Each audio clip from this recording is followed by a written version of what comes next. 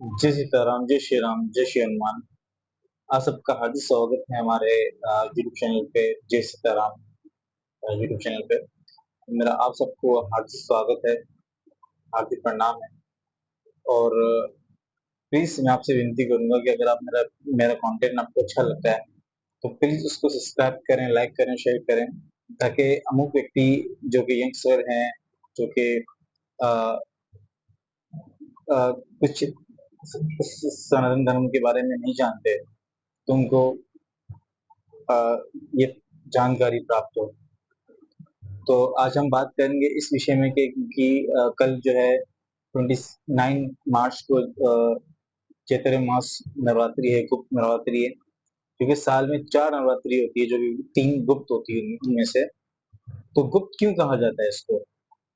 तो आज हम इस विषय पर बात करेंगे। आज का टॉपिक होगा कि गुप्त नवरात्रि क्यों कहा जाता है। साल में जो 3 नवरात्रि आती है, कि जो भी ये सेवा करता है, जो भी ये इनकी साधना करता है, नौ दुर्गा की साधना तो होती है इसमें, लेकिन नौ दुर्गा से ऊपर जो 10 विद्या शक्ति होती हैं, उनकी भी साधना होती है, जो कि वो व्यक्ति किसी को भी नहीं बताते।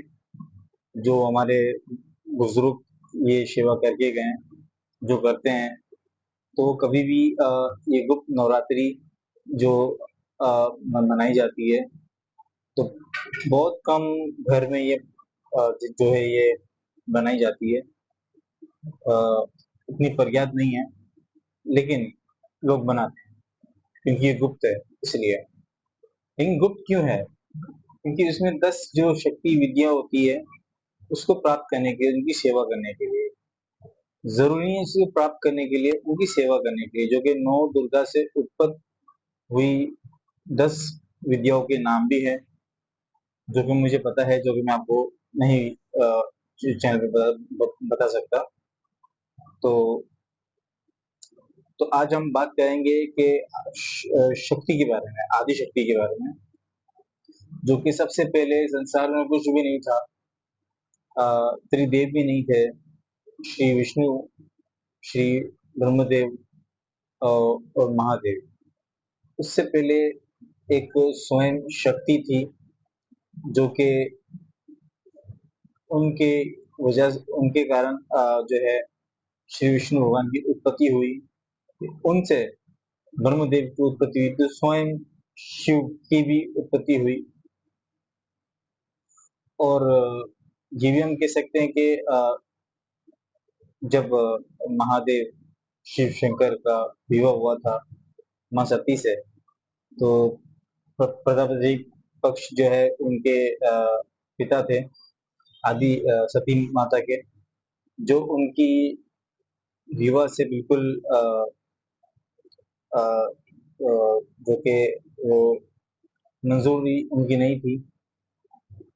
तो उन्होंने, तो प्रतापति पक्ष ने बहुत अपमान किया था, वो जो नहीं मानते थे महादेव को, जो कि उनका विवाह हुआ महादेव का सती माँ से। फिर उसके बाद जब विवाह हुआ, फिर उन्होंने प्रतापति दक्ष ने एक यज्ञ वन रखा, जिसमें सब देवी देवताओं को बुलाया गया था। यहाँ तक के श्री विष्णु भगवान को भी बुलाया गया था, और जो है ब्रह्मदेव को भी बुलाया गया, जो कि उनके पुत्र हैं। तो उसमें जो है माँ सती को भी बुलाया गया था, लेकिन महादेव ने उनको पहले से ही मना किया था कि आप मत जाओ वहां पर, कि उनको पहले आभास हो चुका था कि वहां पर क्या होने वाला है। तो कई बार उन्होंने ये उनको आभास दिलाने की कोशिश की माँ सती माँ को, कि आप खुद अपने आप को आपको देखें, आप खुद क्या है, आप स्वयं क्या है। लेकिन उन्होंने कभी इस चीज को आभास नहीं किया कि वो स्वयं क्या है, वो किसका अंश है। तो जब अ, माँ सती उस यज्ञ हवन में जाती है, जो कि महादेव के ना कहने पर भी वो वहां पर जाती है, तो महादेव साथ में भेजते हैं नंदी जी को, नंदी जी को साथ भेजते हैं उनको वहां पर, तो वहाँ पर जो है यज्ञ होम हो रहा होता है, तो वहाँ अ, महादेव का बहुत अपमान होता है, जो कि माँ सती से सहन नहीं होता है। तो माँ सती जो है अगन अगन कुंड जो होता है उसमें जाने की तैयारी में होती है। तो वहाँ अग्निदेव प्रकट होते हैं कि उन्होंने वो कहते हैं कि मैं मेरे अंदर की सत्ता नहीं कि मैं आपको अग्नि कुंड में आपको जला पाऊँ। तो वो वहाँ से चले जाते हैं। तो वहाँ स्वयं शक्ति की उत्पत्ति होती है, स्वयं शक्ति आती है वहाँ पर।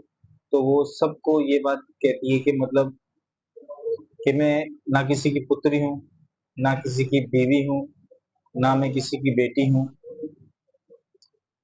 मेरा किसी से कोई रिश्ता नहीं है, मैं स्वयं शक्ति हूँ और सती जो है वो मेरा अंश है। तो माता ये बोलकर चली जाती है कि मैं सती को अपने साथ मेरे जो मेरी अंश है, मैं उनको अपने साथ ही इस अगन कुंड में अपने साथ ही ले जाती है। तो जब माँ सती माँ अपने अपने स्वयं रूप में आती है, तो अग्नि कुंड की तरफ चली जाती हैं, जो कि अग्नि में जल जाती है। तो स्वयं महादेव को ये आभास हो जाता है, तो स्वयं महादेव वहाँ पहुँचते हैं और माँ सती को वहाँ से अग्नि कुंड से उठाते हैं, जो कि माँ सती पूरी जल चुकी होती है। तो हाहाकार मच जाता है वहाँ पर। तो वहाँ श्री विष्णु भगवान जो है अ, अपने सुदर्शन चक्र से अ, माँ सती का 52 पिंड उनके टुकड़े कर देते हैं, जो कि संसार में गिरते हैं। जो कि अ, संसार में गिरने के बाद जितने भी मंदिर बने हुए हैं, अगर वो पिंड ना होते, 52 पिंड ना होते, तो हमारे आज अ, घर में हमारी कुल देवी नहीं होती। ये सब ये बात है कि अगर वो 52 पिंड ना होते, ये पहले से रचना हुई हुई थी श्री विष्णु भगवान की। उनको पता था कि ये होने वाला है, ये होगा और ये होना चाहिए, क्योंकि उनको रचना रचनी थी और जो कि रची गई। तो वो 52 पिंड हुए, 52 पिंड से 52 देवियां उत्पत्त हुई, जो कि हम जिन माताओं को पूछते हैं। तो जब सती माँ का चक्र खत्म हुआ, फिर उन्हीं का पुनर्जन्म हुआ माँ पार्वती के रूप में, जो कि माँ पार्वती जन्म से ही महादेव से प्रेम भी करती थी, उनकी भक्ति भी करती थी। तो वहां से जो है जब वो अपनी उम्र अवस्था में आई, तो उन्होंने फिर महादेव से शादी की, विवाह किया उनसे। तो उनके बाद महादेव ने उनको भी आभास कराया कि आप स्वयं को आप देखें, आप स्वयं क्या हैं। आप स्वयं आदि शक्ति हैं, आप स्वयं आदि शक्ति हैं और आप इसको आभास करें। तो जब उनको आभास होता है कि मैं स्वयं क्या हूँ, तब महादेव का और आदि शक्ति का विवाह होता है, उनका मिलाप होता है। तो जिसको हम महाशिवरात्रि कहते हैं। तो ये था आज का हमारा जो है कंटेंट। जो अगर आपको पसंद आया हो तो आप जरूर शेयर करिएगा और जरूर सब्सक्राइब करिएगा और लाइक करिएगा। तो ये आज का विषय था। कल से माँ सॉरी गुप्त नवरात्रि, चैत्र नवरात्रि शुरू हो जाएगी। पहला नौरता होगा।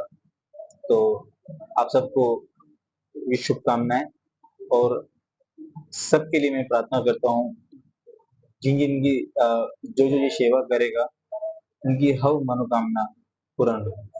जय सीताराम, जय श्री राम, जय श्री हनुमान, जय माता जी।